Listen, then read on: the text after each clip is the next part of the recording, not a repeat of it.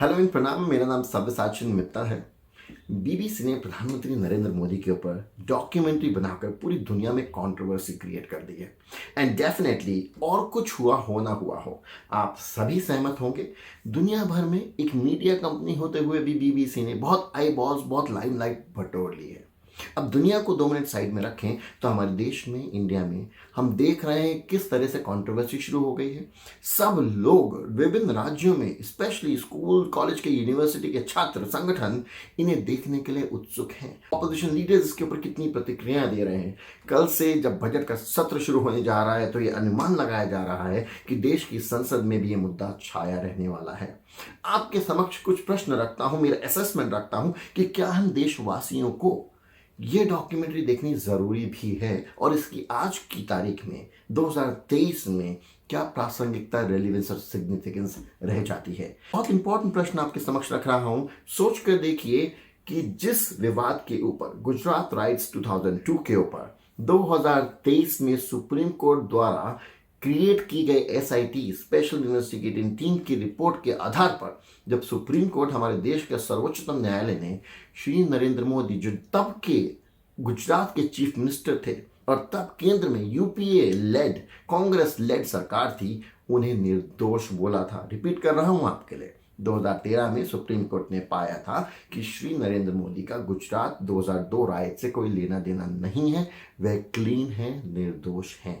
अब 1 मिनट के लिए रुकिए और सोच कर देखिए एक रैशनल माइंड से, इररेस्पेक्टिव ऑफ द फैक्ट, आप बीजेपी या फिर श्री नरेंद्र मोदी के समर्थक नहीं होंगे, हो सकता है आपकी वैचारिक मतभेद हो सकते हैं। और इसके साथ मैं ये भी क्लियर कर दूं कि ये वीडियो मैं श्री नरेंद्र मोदी का बचाव करने के लिए नहीं बना रहा हूं, लेकिन एक जिम्मेदार नागरिक के नाते मुझे लगता है कि अगर हमारे देश की सर्वोच्चतम न्यायालय ने कोई निर्णय दिया है, कोई वर्डिक्ट दिया है, किसी जांच कमेटी के आधार पर कोई निर्णय, कोई फैसला सुनाया है, तो क्या एक डेमोक्रेटिक नेशन होने के नाते जिस तरह से हमारा देश आगे बढ़ रहा है, हमें अपने देश के सुप्रीम कोर्ट के वर्डिक्ट के ऊपर सबसे ज्यादा विश्वास नहीं होना चाहिए?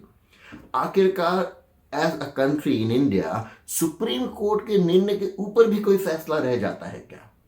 अगर आप और मैं श्री नरेंद्र मोदी और भारतीय जनता पार्टी से हो सकता है वैचारिक मतभेद रखते हो, फेयर इनफ, पूरे देश में इतनी आइडियोलॉजीज हैं, सब एक दूसरे से एग्री नहीं करते मुद्दों पर, लेकिन सारे पॉलिटिकल पार्टीज, सारे मतदाता आखिरकार कहीं ना कहीं उन्हीं लोगों को वापस वोट तो देते ही है ना।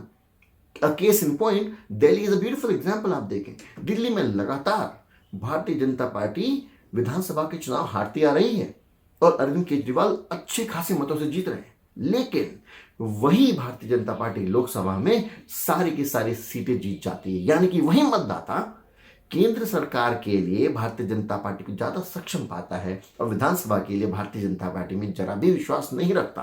तो imagine we are the same voters who vote for them differently for different elections based on the competency, जिस तरह से हम उन्हें आंकते हैं और उनका मूल्यांकन करते हैं। तो इसके आधार पर आप सोचिए, क्या हमारे देश में छोटा बड़ा कोई भी मुद्दा हो, eight the end of the day जो अंतिम फैसला हमारे सुप्रीम कोर्ट ने दे दिया है, क्या वह हमारे लिए सबसे ज्यादा महत्व, सबसे ज्यादा इंपॉर्टेंट नहीं हो जाता? या फिर कोई बाहरी एजेंसी दुनिया में कहीं भी हो और खासतौर से एक मीडिया कंपनी के द्वारा की गई कोई रिपोर्ट, किसी तरह की डॉक्यूमेंट्री, क्या वह उस निर्णय को पलट सकती है? और दूसरा, इसके ऊपर एक और इंपॉर्टेंट चीज अगर आप ध्यान दें, आप गूगल भी करेंगे तो आपको रिपोर्ट्स और न्यूज़पेपर के माध्यम से भी इंफॉर्मेशन मिल जाएगी। पिछले ही साल गुजरात राइट्स के ऊपर सुप्रीम कोर्ट का दिया गया 2013 का जो निर्णय है, उसके ऊपर वापस सुप्रीम कोर्ट के समक्ष याचिका दायर होती है और पिछले ही साल सुप्रीम कोर्ट ने वापस श्री नरेंद्र मोदी को निर्दोष पाया है।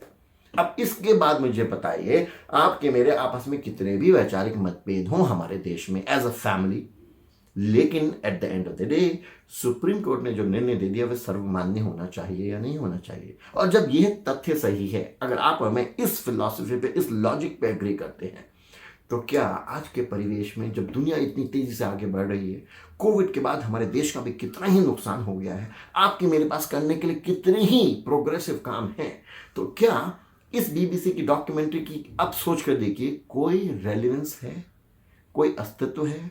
इसे देखने से कुछ बदलने वाला है, या फिर मेरा विश्वास अपने देश के सुप्रीम कोर्ट द्वारा गठित की हुई किसी कमेटी पे, उसकी जांच पे ज्यादा होना चाहिए? क्योंकि अगर हम ऐसा नहीं करते हैं तो बहुत गंभीर प्रश्न खड़े होने वाले हैं हमारे सामने।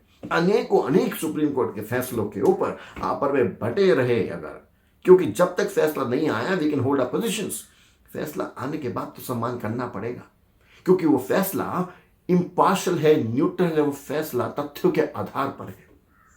तो मुझे लगता है एक जिम्मेदार भारतीय नागरिक होने के नाते इस डॉक्यूमेंट्री का हमारे लिए कोई बहुत बड़ा अस्तित्व नहीं है। हम इसे ना भी देखें तो कोई खास फर्क नहीं पड़ता। इसी के साथ दूसरा महत्वपूर्ण क्वेश्चन, अब भारतीय जनता पार्टी लेड केंद्र सरकार, एनडीए की सरकार ने इस डॉक्यूमेंट्री के ऊपर बैन भी लगा दिया है अपनी इमरजेंसी पावर्स का हवाला देते हुए। अब सोच कर देखिए, हम फ्रीडम ऑफ स्पीच को जिस तरह से आगे बढ़ाते हैं, फ्रीडम ऑफ एक्सप्रेशन की अपने आर्टिकल 19 संविधान में जिस तरह की हमारी विवेचना है, संकल्पना है, जिसे हम आगे प्रोग्रेसिवली बढ़ाते हैं, जिसके ऊपर चंद्रचूड़, जस्टिस चंद्रचूड़, सीजीआई चंद्रचूड़, उन्होंने भी वक्तव्य दिया था थोड़े ही समय पहले। आज रोज न्यूज़पेपर्स में और समाचार पत्रों में, और आप देखें तो टेलीविजन में, यूट्यूब में कितने ही समाचार की एजेंसीज द्वारा वो कोट किया जा रहा है कि वे कितने प्रोग्रेसिव है और वो इन चीज़ों को कितने मुखरता से देखते हैं। आज यही वापस से उनकी अदालत में याचिका आ गई है कि इसके ऊपर उनका क्या फैसला होगा। अब सुप्रीम कोर्ट के समक्ष ये बहुत जिम्मेदारी का समय है, जहां उन्हें बताना होगा कि अगर केंद्र सरकार ने इसके ऊपर बैन लगाया है, क्या वह सही है या गलत संवैधानिक रूप से। तो हमारे सीजीआई चंद्रचूड़ की बहुत बहुत महत्वपूर्ण भूमिका यहाँ पर होने जा रही है। तो हमें समझना होगा कि कहीं ना कहीं केंद्र सरकार को भी इन चीज़ों से डरने घबराने की ज़रूरत नहीं है।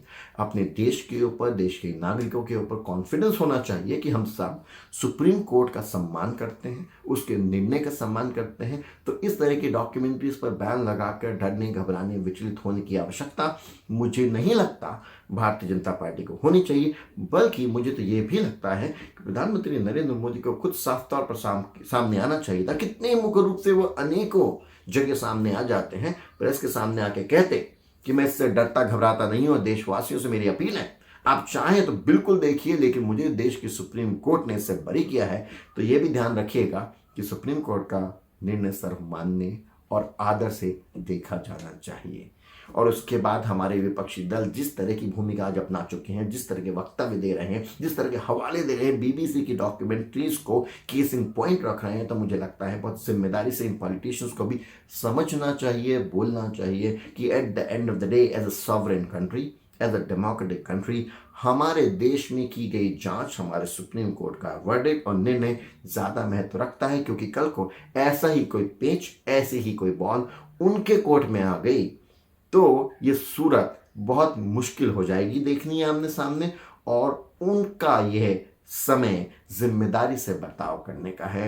Eight the end of the day this person, the person in contradiction, the person जिसके बारे में बात कर रहे हैं श्री नरेंद्र मोदी, वे हमारे देश के प्रधानमंत्री हैं। आपने मतदान किया हो या ना किया हो उनके लिए, वह हमारे देश के प्रधानमंत्री हैं। और हमारे सुप्रीम कोर्ट द्वारा दिया गया उनके फेवर में जो वर्डिक्ट है, एक जांच के आधार पर, हमें उसका सम्मान करते हुए उन्हें निर्दोष मानना चाहिए। पड़ेगा नहीं है, मानना चाहिए। बिकॉज अगर हम ये ऐसा नहीं करते तो आप खुद सोच कर देखिए, एक मिनट ठहर के, एज एन इंडिविजुअल, स्पेशली मेरे छात्रों से, यूथ क्राउड से जो बहुत व्याकुल है, उत्सुक है, ईगर है इस डॉक्यूमेंट्री को देखने के लिए, तो आप सुप्रीम कोर्ट के निर्णयों को, वर्डिक्ट्स को, जांच एजेंसीज को किस तरह से देखते हैं। और खास तौर से जबकि ये जांच और एजेंसी 2013 में निर्णय देती है, जब केंद्र में कांग्रेस लेड यूपीए सरकार थी। इसके बाद मुझे लगता है अंत में बहुत इंपॉर्टेंट है, बीबीसी के ऊपर भी एक क्वेश्चन मार्क लगता है यहाँ पर। बीबीसी यूके की जो कंपनी है, जिस तरह से आज यूके में अफरा तफरी मची हुई है, बीबीसी के चेयरमैन के ऊपर आरोप लगे हैं कि उन्होंने पूर्व प्रधानमंत्री बोरिस जॉनसन को बहुत बड़ा लोन लेने में सहायता करी है। जिस तरह से आज हमने देखा यूके में पिछले एक साल में 3 प्रधानमंत्री बदल दिए गए, वहां पे कितना ही बड़ा क्राइसिस चल रहा है, जॉब्स का, पावर कट्स चल रहे हैं, जिस तरह के हाई इन्फ्लेशन चल रहे हैं, क्या नहीं लगता बीबीसी को इस वक्त अपने देश में झांक कर देखना चाहिए, उसके ऊपर कुछ काम करना चाहिए, या फिर is BBC trying to stabilise और ब्रिंग इन यूके का वर्चस्व? क्योंकि ग्लोबल स्तर पर देखें तो जिस तरह का माहौल आज बना है, जिस तरह से कोविड के बाद सारे देश जूझ रहे हैं, इकोनॉमीज में दिक्कतें आ रही हैं, रिसेशन का एक माहौल बन गया है कहीं ना कहीं, और यूके स्पेशली इन पर्टिकुलर जिस तरह से अनस्टेबल टाइम से गुजर रहा है, 3 प्रधानमंत्री बदले गए हैं, यूके की स्टैंडिंग पोजीशन, लीडरशिप टॉप 10 में नीचे खिसकती हुई दिख रही है। और भारत की स्पेशली श्री नरेंद्र मोदी की इंटरनेशनल लोकप्रियता और एक स्ट्रेंथ आगे बढ़ती हुई दिख रही है। तो इस BBC by this documentary trying to influence the world and the global international affairs and geopolitical connections and situations, और आने वाले 2024 के इलेक्शंस को क्या ये अस्थिरता पैदा करने की कोई कोशिश है? I think as citizens of the country हमें समझना होगा कि हमारे देश में जो भी होगा उसका eight the end of the day निर्णय निपटारा आपस में फैमिली के अंदर होगा। हम चौराहे पे जाके बाहर नहीं लड़ेंगे। इन विषयों को थोड़ा जिम्मेदारी से समझें। प्रतिक्रियाएं देने से पहले, रिएक्शंस देने से पहले 1 मिनट सहज रूप से रुकें, समझें और फिर रिस्पॉन्ड करें। I am not saying that there should not be difference opinion, you still might hold your difference opinion. वैचारिक मतभेद आपके हो सकते हैं, व्यक्तिगत तौर पर भी हो सकता है आप किसी व्यक्ति को नापसंद करते हो, लेकिन तथ्यों के आधार पर तो आपको बात करनी चाहिए। मुझे लगता है पर्सनली इस डॉक्यूमेंट्री की हम देशवासियों के लिए, भारतीयों के लिए कोई अहमियत नहीं है। सुप्रीम कोर्ट का निर्णय आ चुका है, 1 बार नहीं 2 बार आ चुका है, जिसमें श्री नरेंद्र मोदी को निर्दोष बोला है सुप्रीम कोर्ट ने, and that should end the discussion on the table. And I think we should progress, हमें आगे बढ़ना चाहिए देश को लेकर और ज्यादा प्रोग्रेसिव होना चाहिए, ना कि keep digging the past for no reason, a wound which is healed already, उसे वापस खरोंचते रहने से हम भविष्य की ओर नहीं पीछे की ओर चले जाएंगे। मुझे लगता है यहाँ पॉलिटिकल पार्टी से ज़्यादा हम देशवासियों का, नागरिकों का, सिटीजन का, एज सिटीजन्स हमारा जिम्मेदार होना बहुत ज़रूरी है। ध्यान दीजिए इन विषयों के ऊपर गंभीरता से। Take good care of yourself and stay committed to making country a progressive one. Take care.